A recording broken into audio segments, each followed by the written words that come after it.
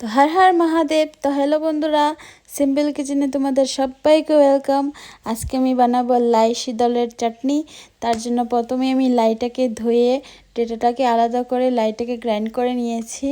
তারপর কড়াইয়ে তেল দিয়ে দেব, তেল দিয়ে তাতে পেঁয়াজ দিয়ে দেব, পেঁয়াজ দিয়ে রসুন কুচি দিব, দিয়ে ভালোভাবে নাড়াচাড়া করে তার মধ্যে শীতল দিয়ে দিব। শীতলটা ভালোভাবে নাড়াচাড়া করে একসাথে মিশিয়ে নিব। তারপর আমি লবণ, হলুদের গুঁড়া, মরিচের গুঁড়া দিয়ে আবার ভালোভাবে নাড়াচাড়া করে কাঁটাটা আমি বেছে নেব শীতলের।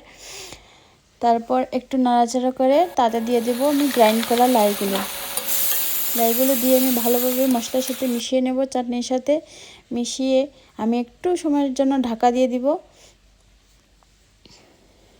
দেখো হয়ে গেছে আমার লাই শীতলের চাটনি। হয়নি, একটু সময় খোসাতে হবে। তো আমার এই রেসিপিটা যদি তোমাদের ভালো লাগে তো অবশ্যই চ্যানেলটি সাবস্ক্রাইব করবেন এবং একটি লাইক দিয়ে যাবেন। আর খেতে কিন্তু অসাধারণ হয়েছে। আমি খেয়ে তারপরেই ভিডিওটা আপলোড করি, এর আগে করি না।